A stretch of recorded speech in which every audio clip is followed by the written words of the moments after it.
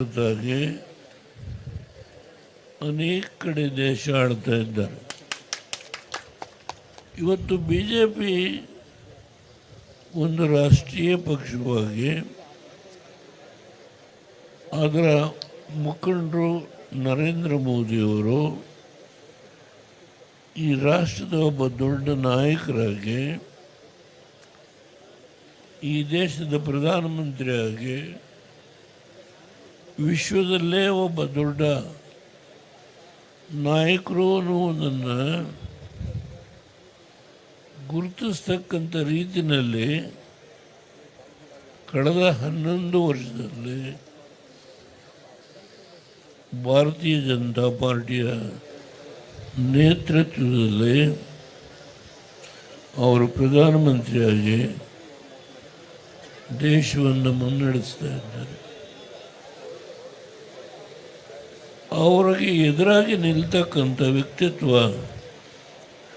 ಹಿಂದೂಸ್ತಾನದಲ್ಲಿ ಯಾವ ರಾಜಕೀಯ ಪಕ್ಷಕ್ಕೂ ಇಲ್ಲ. ನಾವು ಅರ್ಥ ಮಾಡಿಕೊಳ್ಳಬೇಕು, ಅವರಿಗೆ ಎದುರು ನಿಲ್ಲುವ ಮತ್ತೊಬ್ಬ ವ್ಯಕ್ತಿ ಇಡೀ ಹಿಂದೂಸ್ತಾನದಲ್ಲಿ ಯಾರೂ ಇಲ್ಲ, ಯಾವುದೇ ಪಕ್ಷದಲ್ಲೇ ಇಲ್ಲ. ಆದ್ದರಿಂದ ಇವತ್ತು ನೀವು ಅರ್ಥ ಮಾಡಿಕೊಳ್ಬೇಕಾಗತ್ತೆ, ನಾವೊಂದು ರಾಷ್ಟ್ರೀಯ ಪಕ್ಷದ ಸಂಬಂಧ ಇಟ್ಕೊಂಡಿದ್ದೇವೆ. ನಾವು ಒಂದು ಪ್ರಾದೇಶಿಕ ಪಕ್ಷ ಆದರೂ, ಆದರೆ ನಮ್ಮ ಸಂಬಂಧ ಒಂದು ರಾಷ್ಟ್ರೀಯ ಪಕ್ಷ, ಈ ದೇಶವನ್ನು ಆಳತಕ್ಕಂಥ ಒಬ್ಬ ಪ್ರಧಾನಮಂತ್ರಿಯ ಒಂದು ವಿಶ್ವಾಸವನ್ನು ಗಳಿಸ್ಕೊಂಡಿದ್ದೇವೆ. ಆ ಕಾರಣದಿಂದಲೇ ಕುಮಾರಸ್ವಾಮಿ ಅವರಿಗೆ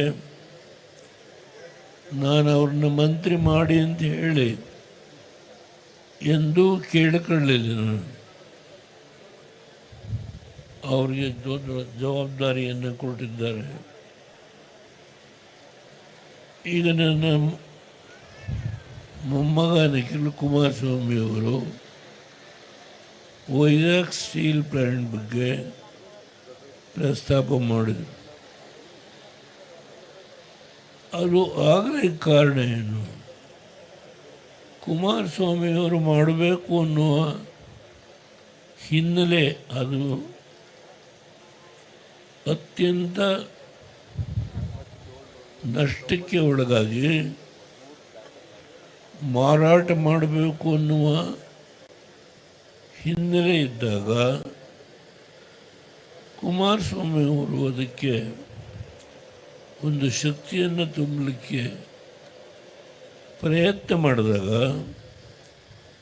ಆ ರಾಜ್ಯದ ಮುಖ್ಯಮಂತ್ರಿಗಳು ಅದಕ್ಕೆ ಸಹಕಾರ ಕೊಟ್ಟರು. ಅದೇ ರೀತಿ ನಮ್ಮ ರಾಜ್ಯದಲ್ಲಿ ನಾನು ಟೀಕೆ ಮಾಡಲ್ಲ, ಟೀಕೆಯಿಂದ ಏನೂ ಪ್ರಯೋಜನ ಆಗಲ್ಲ.